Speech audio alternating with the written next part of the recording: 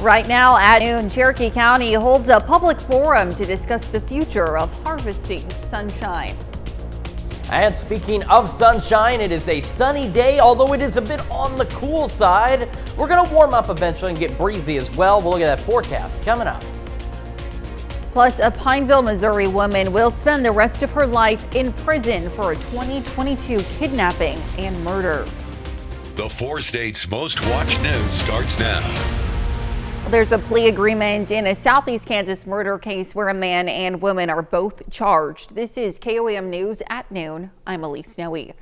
Clint Nimbarger of Parsons, Kansas, yesterday pled guilty to amend charges in the shooting death last year of Dakota Patton. Now, as part of the deal, the prosecutor is recommending Nimbarger receive a sentence of a little more than 24 years in prison. 23-year-old Dakota Patton was reportedly missing in April of last year.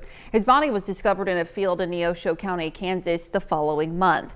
Now, according to court documents, Clint Nimbarger was reportedly the last known person to see Patton alive, arguing with him at a gas station over a woman. While Patton was missing, Clint Nimbarger and Kimberly Thomas got married. They then traveled to Missouri for their honeymoon. That's where police arrested them both, and authorities originally charged them both with first-degree murder and conspiracy to commit murder. Kimberly is scheduled to appear in court for a hearing today. Well, a federal judge yesterday formally sentenced a Pineville, Missouri woman in connection with the murder of a pregnant woman in October of 2022. On October 31st, 2022, Waterman kidnapped and abducted Ashley Bush, driving her from Maysville, Arkansas to the Waterman residence in Pineville, Missouri. Now, later that day, first responders reported to an emergency call of a baby who was not breathing. Waterman claimed that she had given birth to the child in the truck while on the way to the hospital. She later admitted the child was Bush's child, who died in utero. She also admitted kidnapping Bush in order to claim her unborn child. Now, an autopsy indicated that Bush died as a result of penetrating trauma of the torso, and her death was classified as a homicide. Now let's check in with Chris Warner for a look at the forecast. Yeah, it is sunny, but it is not very warm out there this afternoon. Live look from MoDOT camera 20th and Range Line. Plenty of folks out there probably still running the heat. At least that's going to be me as I head home this afternoon. But we've got beautiful blue skies. You can see that too from our camera downtown Pittsburgh. Now, I'm going to tell you something. We got this. It's a frost advisory. It's only Benton County, and it's in effect for tomorrow night. But nonetheless, I want to bear in mind it is going to be another chilly night for us. So yesterday started at 42, made it to 62, well below normal, not at records. Just checked the data for this morning. Our low this morning reached 30 in Joplin. The record was 31 back in 1966. So yeah, we went from breaking record highs to breaking record lows in just a matter of days. 54 in Joplin, 56 in Pittsburgh right now. Temperatures for the most part mid and upper 50s across the region. As we head through the rest of the evening, clear skies will continue down to the mid 40s by late night, ahead of lows back into the 30s. We're going to talk more about this cold weather, how much longer it lasts, and just how warm it's going to get in the next few days here in just a few more minutes. Elise? All right, thanks, Chris. Well, Cherokee County landowners gathered to discuss a proposed solar energy farm in the county. Now, solar energy has become a hot topic in southeast Kansas, with residents in Bourbon County also at odds over the potential for solar farms in their backyard. Now, roughly 100 people filled the Columbus High School auditorium for last night's public forum. The proposed solar farms would encompass more than 3,000 acres in Cherokee County. Now, Cherokee County Commissioner Lori Johnson says the targeted area begins near Southeast 10th and Clem Road and continues south and east to the Baxter, Oklahoma state line, along with some acreage on Southwest Boston Mills Road.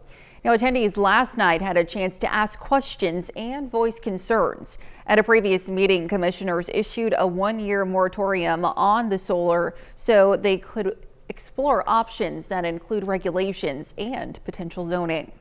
We have 3 weeks to go until November 5th. Election night. Allen County voters will be asked to vote on whether to approve a sales tax increase, with funds going to support emergency services. KOAM Samantha Walker went to Allen County to learn how the tax increase could impact residents. Allen County voters are being asked whether they should approve a half-cent sales tax increase. The Allen County Commission estimates the increase would generate $1.2 million a year, with funds going to support EMS services in the county. Commissioners say the increase would help them pay their contract for the ambulance provider, which is expected to be $2.2 million this coming year. They add that increasing the sales tax would allow them to lower property taxes in the county. It's not a new tax. It's a shifting of tax. It's doing nothing more than taking it off property tax and putting it on a sales tax. The county hopes to capitalize on state plans to develop a lake area outside of Iola they hope to use to draw in tourists. Lee says the tourism, in addition to the end of Kansas's food tax, makes now the best time to approve a sales tax increase. The beauty about the sales tax is that not only do folks that live in Allen County pay for it, but anybody that comes into Allen County and buys services and goods gets to help pay for that. But the tax increase proposal is drawing concern from some residents. Myra Gleason says she understands wanting to support EMS services, but as a small business owner, she fears how the tax might impact her community. She says while lowering property taxes might really help some people, increasing sales tax might force people to not shop as much locally. They will see it in their everyday goods and purchases. And if we don't have people coming in anymore because they need that cucumber, they need to make that salad, they need to go grocery shopping, they need to go get Folgers over specialty coffee, it'll hurt us. Gleason says that the EMS service is being sustained already. She believes that if there were to be a sales tax increase, it should go towards a project that would encourage economic development in the area. She also fears that if the sales tax is passed, property taxes could still raise in the future. If the sales tax does not cover what the property taxes cover now, guess what? It comes out of property taxes. So they still have to tax your property taxes. We don't know if tourism is going to pick up. In terms of it making a huge difference, of any guarantees, there are none. And so what that happens is it leaves the burden on the people who live here. Lee says while unlikely, future circumstances may require further increases. For now, he says the county hopes to keep property taxes lowered if the sales tax increase is approved. Reporting in Allen County, Samantha Walker, KOAM News. The Commissioner Lee says he'll be at the bandstand at the Iola Square tomorrow to address residents' concerns and answer questions they may have about the sales tax proposal. Well, coming up, the Ronald McDonald House celebrates 50 years as a global organization helping families in their time of need. And later, we're making pumpkin pecan cobbler in the Mr. Food Test Kitchen. Well, the Ronald McDonald House Charities of the 4 states hosted a ribbon cutting in celebration of 50 years of a global RMHC yesterday. KOAM's Melissa Alexis has more. Oh, it was a wonderful celebration. The very first Ronald McDonald House opened in Philadelphia, Pennsylvania in 1974, 50 years ago. Collaborating together, they were able to open that first house in Philadelphia, and 7 families moved in. And today, here at our house here in Joplin, we've served over 3,400 families. Ronald McDonald House Charities of the 4 states in Joplin hosted a ribbon cutting to celebrate 50 years of Ronald McDonald House making a difference by providing meals and a place to stay for families who have a child receiving medical care at a nearby hospital. You never plan on your child being in the hospital. If you're expecting a baby, you never plan on delivering early. And so when those unexpected events happen, it's nice to know that a few blocks away or across the street from a hospital that you can come and you're welcomed with open arms. Many families that are sad, some happy, and it's just heartwarming to see that we're here to help these families that are under so much pressure. They provide this service so the families can focus on their child's recovery. Everything is provided for you. You don't have to worry about going out and getting food. You don't have to worry about cooking. You have a nice bed to sleep in, warm shower, and the love and care of all the volunteers that are here. Ronald McDonald House in Joplin says they always welcome more volunteers that are willing to help. Reporting in Joplin, Melissa Alexis, KOAM News. Now, to celebrate the 50th anniversary, RMHC of the 4 states encourages supporters to purchase a legacy brick to contribute to their fundraising efforts. Well, still to come on KOAM News at noon, Mr. Food. Got a pumpkin craving that's hard to satisfy? We've got just the thing to fix that. Yeah, we really do. And it's going to be getting warmer and breezier or windier as we head into tomorrow. We'll have a look at your forecast when we come back.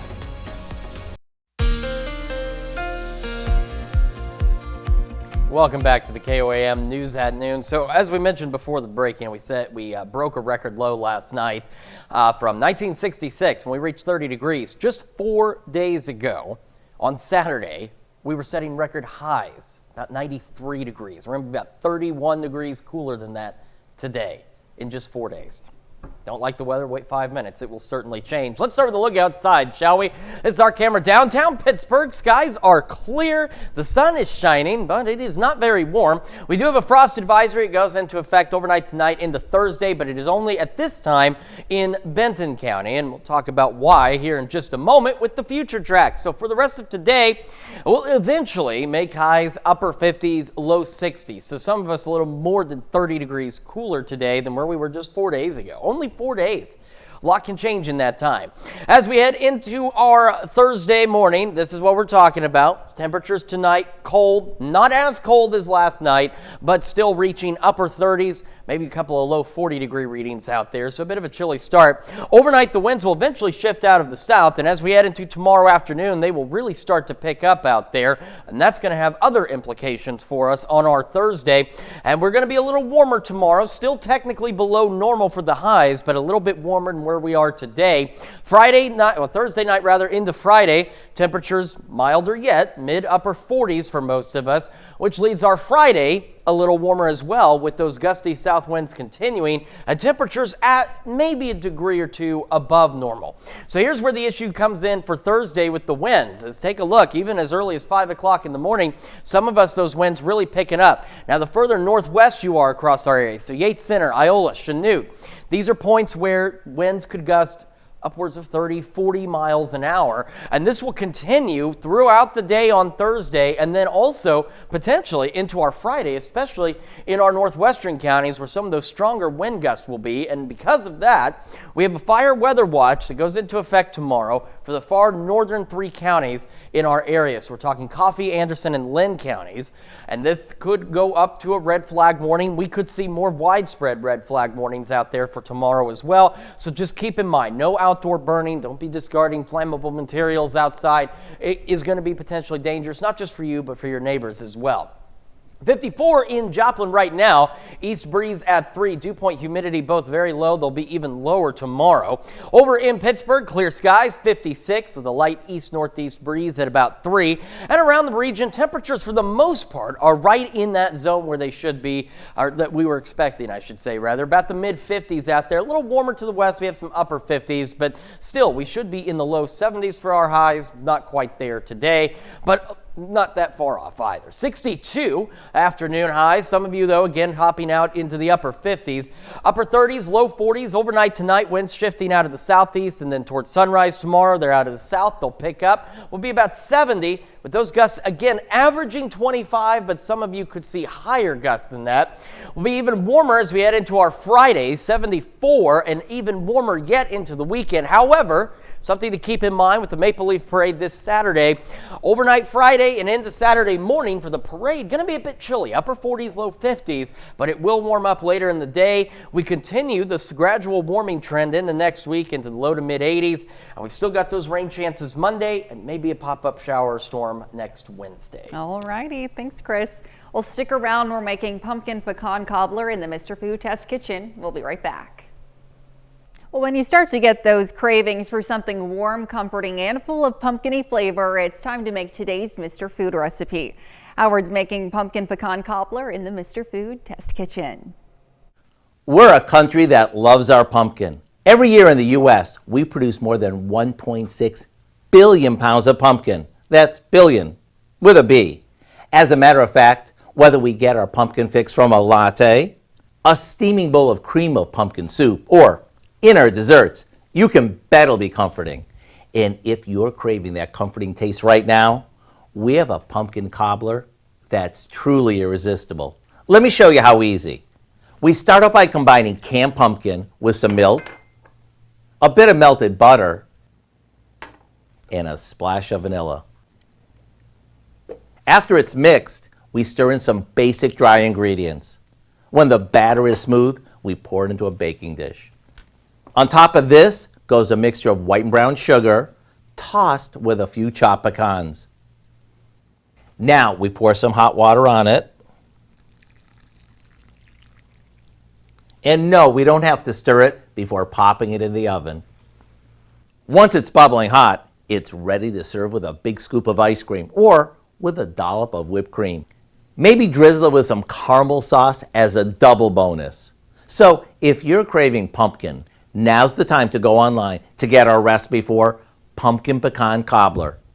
I'm Howard in the Mr. Food Test Kitchen, where today we found a pumpkin-y way for you to say, ooh, it's so good. We can find this recipe along with a lot more good food from the Mr. Food Test Kitchen online. Just go to our website. That's KOAMnewsnow.com. Now here's a look at the 4-state market prices. Well, Halloween is just a few short weeks away, and Chris and I are excited to take part in the spooky festivities during the KOAM Morning News. Now, we want to join the fun by dressing up, but we need your help. So head over to KOAMnewsnow.com to vote in our poll and help us decide what costumes we should wear for the holiday. It's definitely some good options on there. I've cast my vote. Oh, you have? Yes. Now I'll have to ask you about it later. I have not voted yet. I'm a little afraid to vote. Some good options. You know what? I wish today's weather was an option as well because, oof, it's not fun. It's a bit on the cold side for sure. It's still going to be chilly. We'll start to warm up a little closer to normal over the next couple of days. Breezy tomorrow, fire weather concerns. Upper 70s this weekend. Maple Leaf Parade, cool in the morning, great weather after. Rain on Monday, and temperatures back into the 80s of all things next week. All righty. Thanks, Chris. Well, Dow, what do you have for us later on? Lots coming up at 5. For starters, a new study is looking into using an ancient form of Japanese healing for modern-day treatment of cancer. We're going to learn more about this treatment, which is a form of energy therapy believed to stimulate the body's natural ability to heal itself.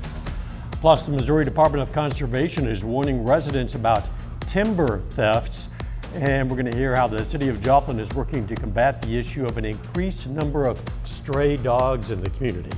Hope you'll join us for those stories. A lot more. It's coming up on KOAM News at 5. All right. Thanks, Dow. Well, that's the news for now. Thank you for joining us on KOAM News at noon. We'll see you right back here at 5. Until then, have a great rest of your day.